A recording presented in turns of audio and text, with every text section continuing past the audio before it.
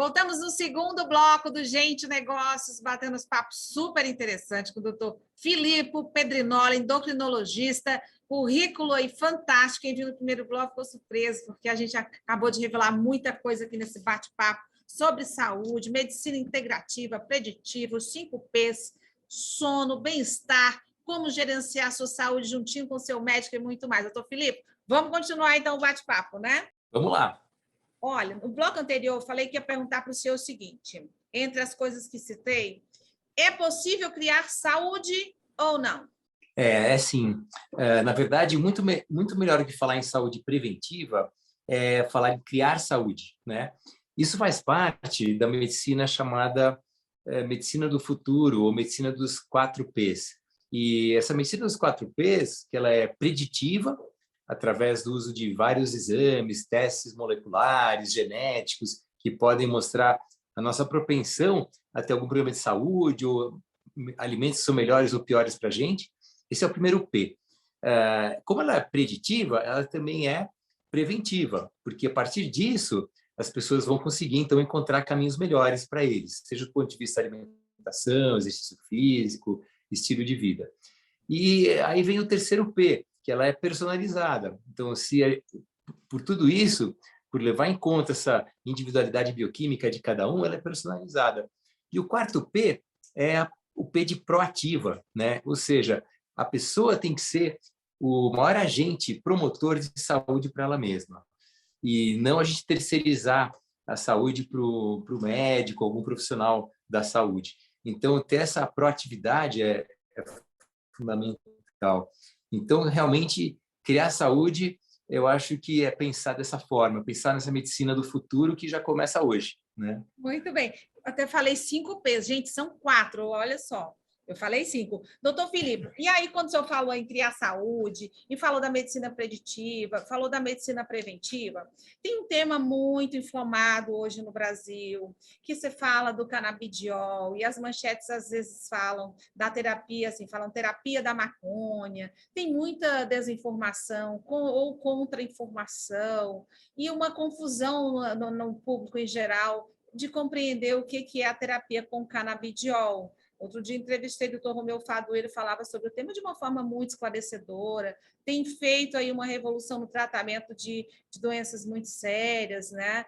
E é um mercado da medicina que está crescendo no mundo, né? Alguns países estão mais avançados. Queria saber a sua opinião a respeito que a gente está falando de bem-estar, de medicina integrativa, das terapias com canabidiol.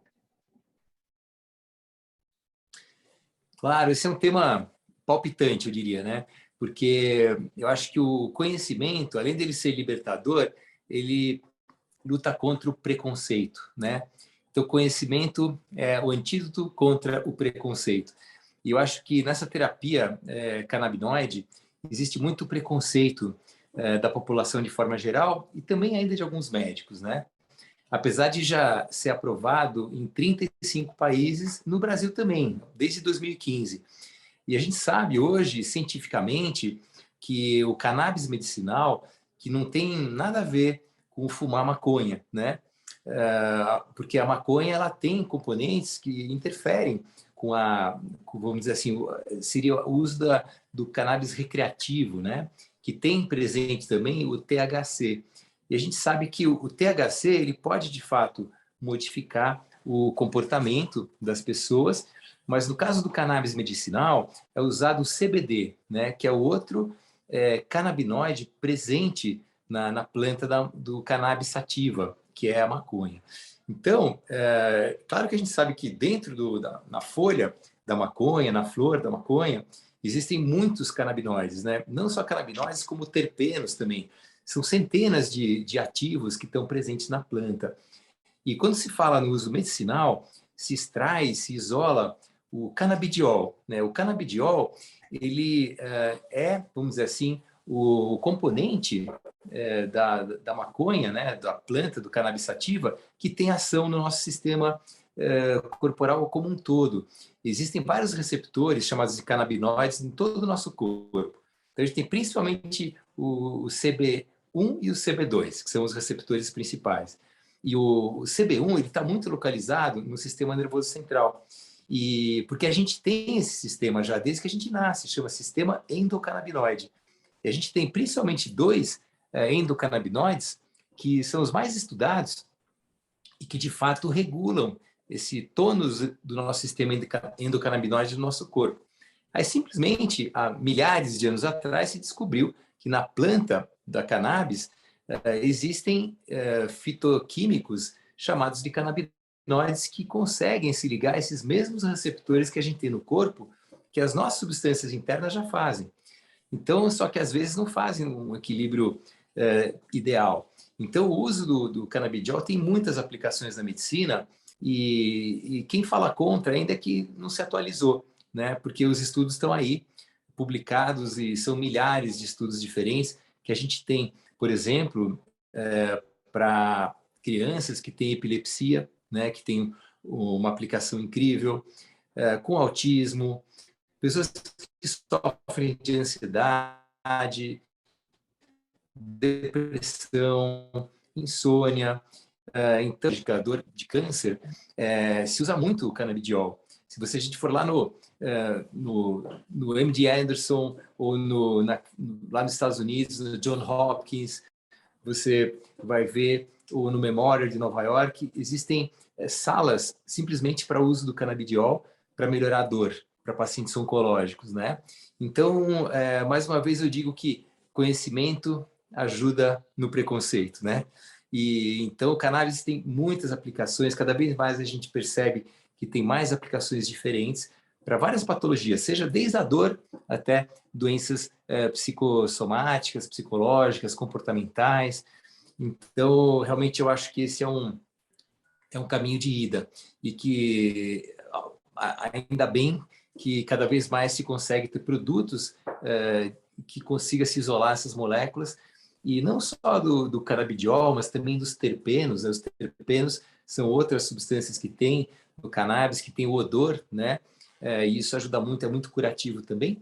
E por que não, em algumas patologias, quantidades pequenas do THC? A gente sabe que, por exemplo, para a dor é fundamental, né, ter um pouquinho de THC junto também.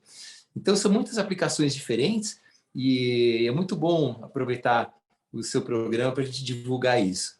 Muito bem, olha, eu listei aqui rapidamente, você falou em epilepsia, autismo, pacientes crônicos, por exemplo, com câncer, o senhor falou também de a ansiedade, né, das ansiedades em geral. E aí eu me lembrei, quando o senhor falou de ansiedade, e do tema que a gente tinha citado anteriormente, o senhor no início da entrevista foi falando sobre a menopausa, essa fase da mulher, né, que os endocrinologistas recebem muitos pacientes nessa fase da vida tão complicada, e que, vamos dizer, nas gerações anteriores, as mulheres, a partir da menopausa, estavam mortas para o mundo, né? E o debate foi aceso, também existia e ainda existe estigma sobre a questão do equilíbrio hormonal, dos tratamentos hormonais, e eu queria que o senhor fizesse uma análise em cima disso, do que tem de mais moderno, como é que o senhor vê essa nova geração de mulheres, a vida que elas estão tendo após as terapias hormonais.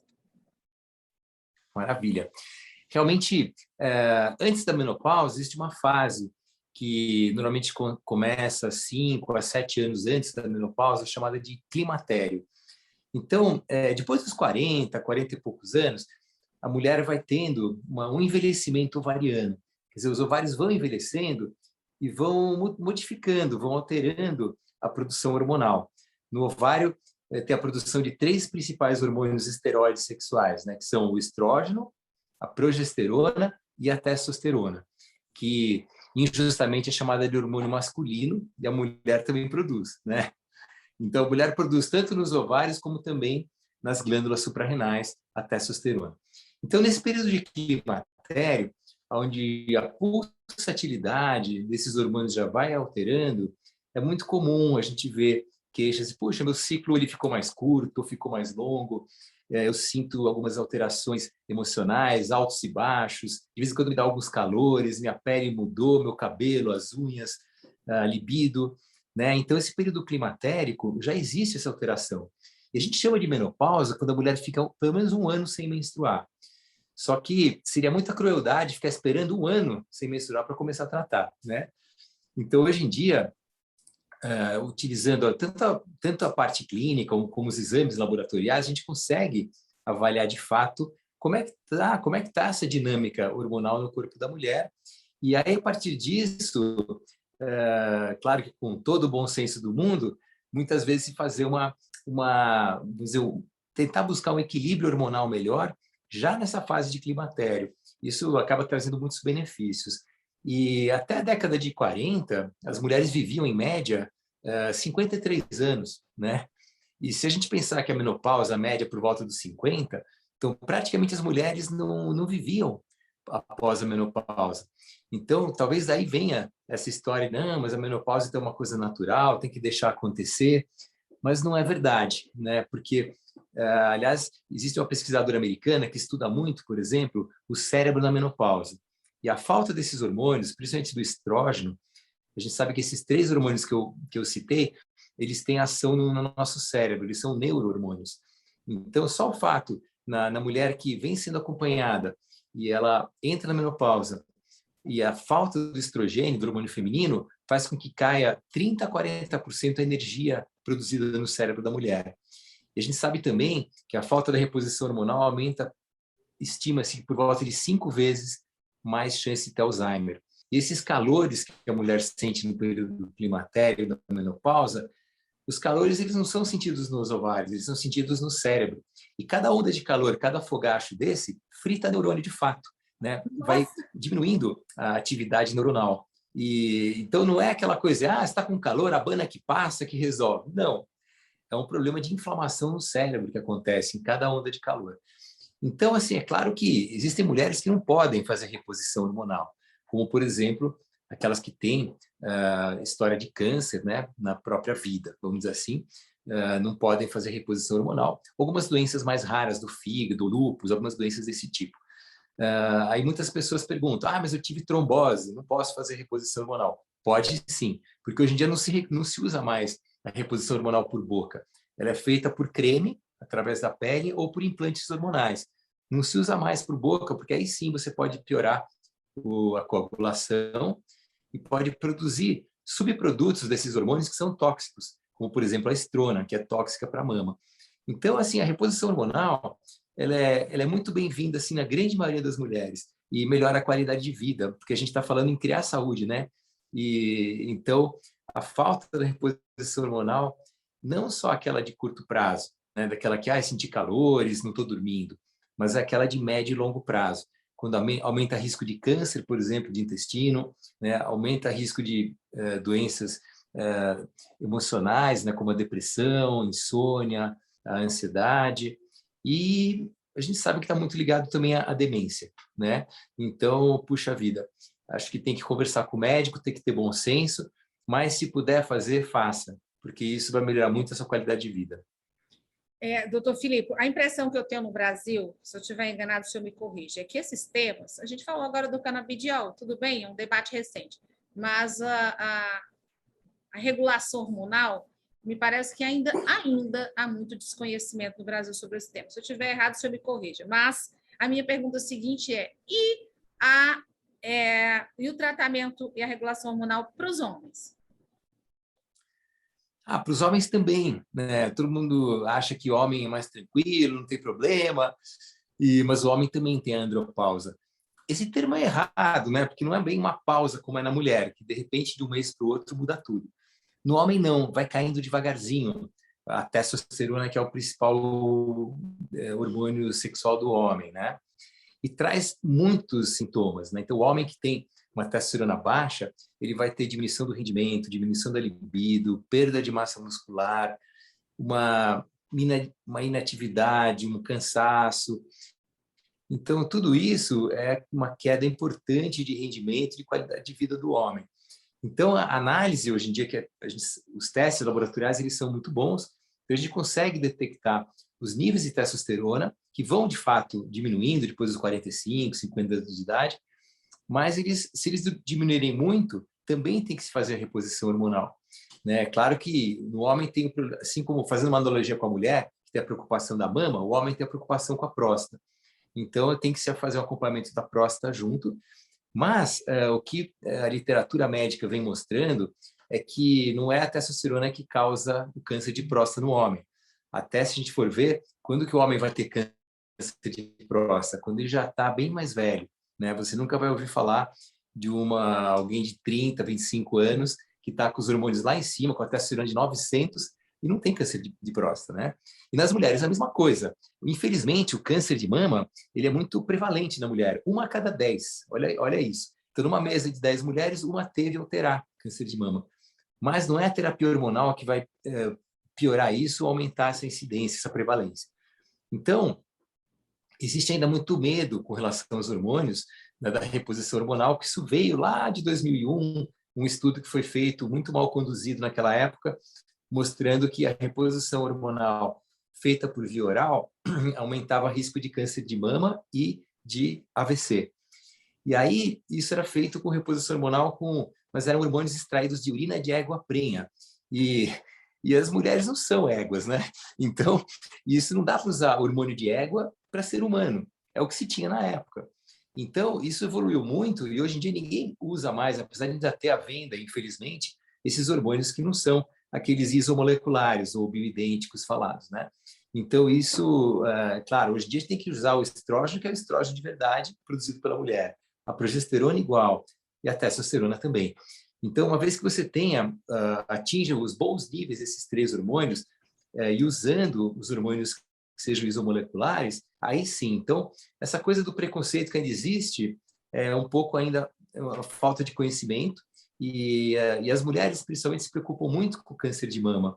Mas o que mais mata a mulher depois da menopausa é infarto e derrame, quando não faz reposição.